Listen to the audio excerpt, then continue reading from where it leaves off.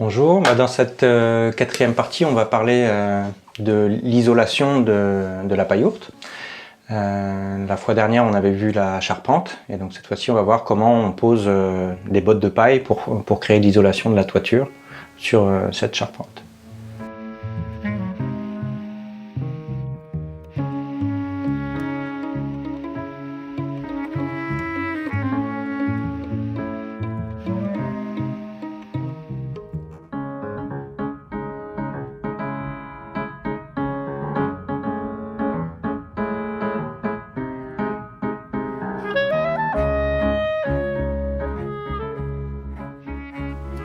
Une première étape en fait pour pouvoir poser ces bottes de paille, ça va être de créer une sorte de filet avec des ficelles entre les perches qui constituent la charpente.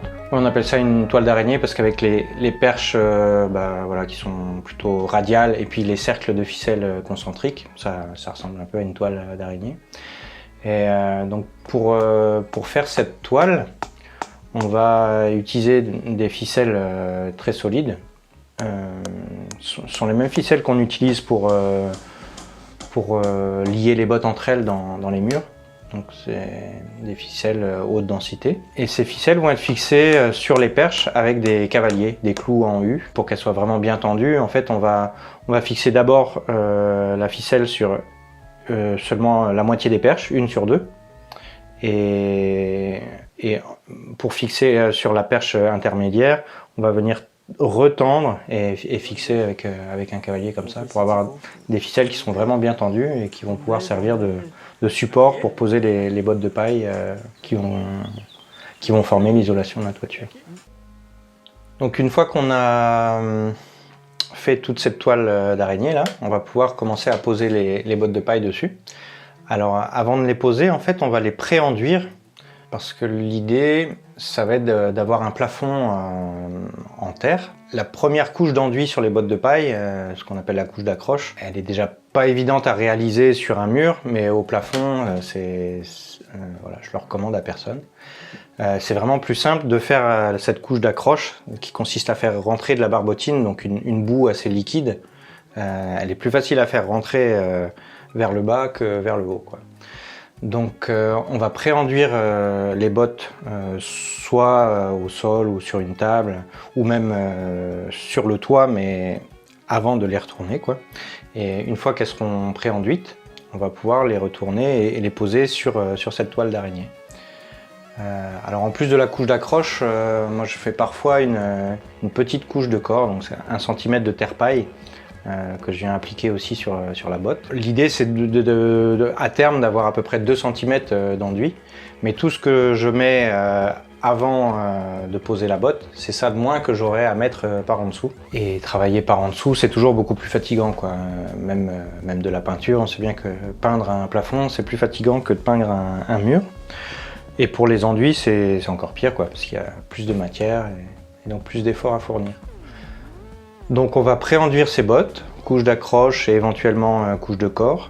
Et ensuite on va venir les placer sur les ficelles à l'envers avec la partie pré-enduite en plafond. Pour poser ces bottes, on va procéder par cercle concentrique en commençant par l'extérieur.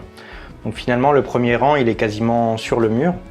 Alors comme les bottes sont à plat alors que celles du mur étaient à champ, ça va dépasser un peu du mur vers l'intérieur. Mais le plus gros de la botte est posé sur l'épaisseur du mur.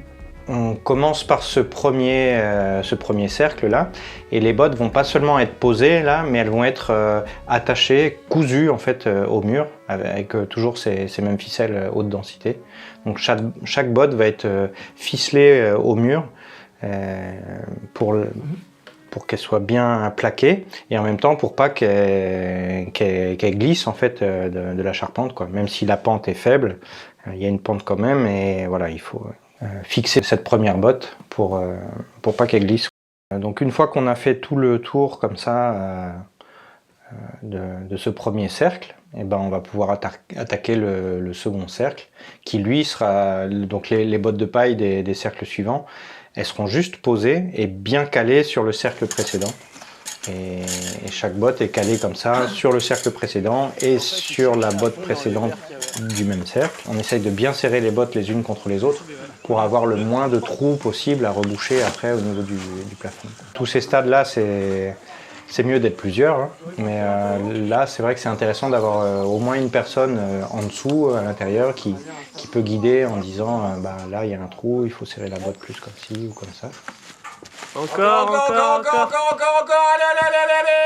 allez, on donne tout ce qu'on a. Et puis, selon le nombre qu'on est, on va pouvoir faire plusieurs équipes. Peut-être une équipe qui préenduit les bottes et une autre qui est sur le toit pour les poser.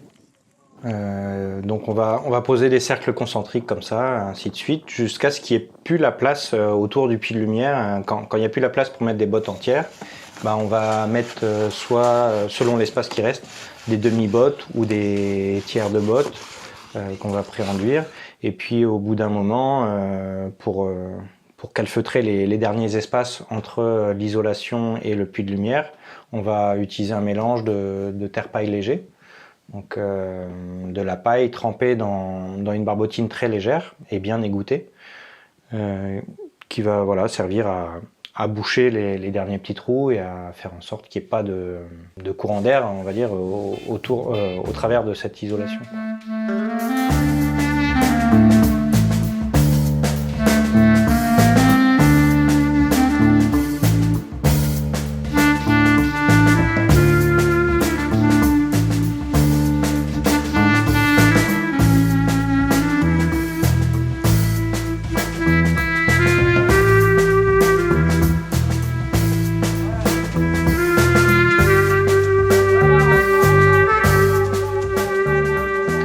Ce même mélange de terre-paille léger, il va pouvoir servir aussi à boucher d'éventuels trous entre les bottes de paille. Parce que bon, les bottes de paille, elles sont rectangulaires à la base, et comme on va les poser en cercle, on va leur demander d'occuper un espace un peu trapézoïdal finalement. Alors c'est pour ça que c'est intéressant pour faire l'isolation de toiture, d'avoir des bottes de paille qui soient pas trop compactées. Moi j'utilise souvent des bottes de paille qui sont un peu plus fines aussi, au lieu des 45-35 que j'utilise habituellement pour les murs. Pour les murs, on a besoin que ce soit vraiment large et puis solide, dense, puisque c'est la paille qui est porteuse, quoi.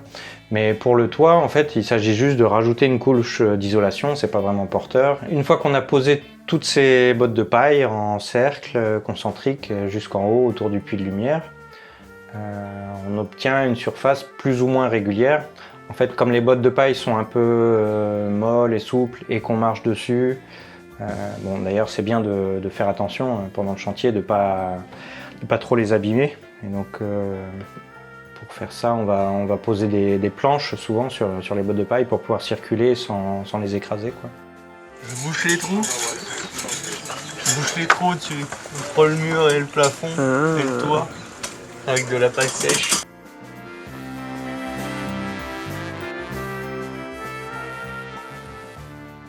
On se retrouve avec une surface qui est parfois un peu irrégulière. Pour régulariser cette surface, on va compléter les trous encore une fois en terre-paille léger, cette fois sur l'épaisseur, quoi. Par-dessus, on va mettre une petite couche, voire une couche plus épaisse à des endroits qui sont plus creux, pour obtenir quelque chose d'assez lisse, quoi. Bon, en général, cette étape-là, on l'a fait après la pose des chevrons. Mais les chevrons, on verra ça justement dans l'épisode suivant sur la couverture. Et on se sert des chevrons comme guide, en fait, comme règle. Une fois qu'on a cette surface régulière, on vient même parfois, avec un terre-paille plus gras ou alors juste de la barbotine, lisser encore la surface. Alors à quoi bon lisser? Il y a deux intérêts. D'abord, comme il va y avoir une lame d'air en fait entre cette isolation paille et puis la couverture, plus la paille est lisse et plus l'air pourra circuler facilement. Si on laisse de la paille ébouriffée dans cette lame d'air, ça va vraiment freiner la circulation de l'air et donc gêner la ventilation qui est nécessaire pour qu'il n'y ait pas d'humidité à condenser à cet endroit-là. Et un autre avantage, c'est que en fait, si jamais il y a de la condensation quand même sur le PDM qui coulerait au travers de la volige, des planches, et ben, il vaut mieux que ces petites gouttes d'eau elles arrivent sur de la terre plutôt que sur la paille, quoi. Parce que la terre va absorber ça en surface et pourra le réévaporer tranquillement, justement parce que la lame d'air est ventilée. Alors que quand ça tombe dans la paille, bah, ça s'infiltre jusqu'au cœur de la paille et là c'est plus compliqué pour que ça sèche. Donc même si c'est des toutes petites gouttes de condensation, elles ont tendance à tomber toujours au même endroit et elles pourraient s'accumuler dans l'isolation jusqu'à éventuellement pourrir la botte de paille. Donc pour éviter ça, d'une, on a une lame d'air ventilée et de deux, on a une sorte d'enduit terre sur l'isolation qui va protéger la paille de ces gouttes d'eau, quoi. Qui a du coup un petit peu un rôle de pare-pluie. Donc une fois qu'on a terminé cette isolation en botte de paille, l'étape suivante, ça va être la couverture. Donc la couverture, c'est ce qui va faire l'étanchéité de la toiture et puis aussi le débord de toit tout autour de la maison.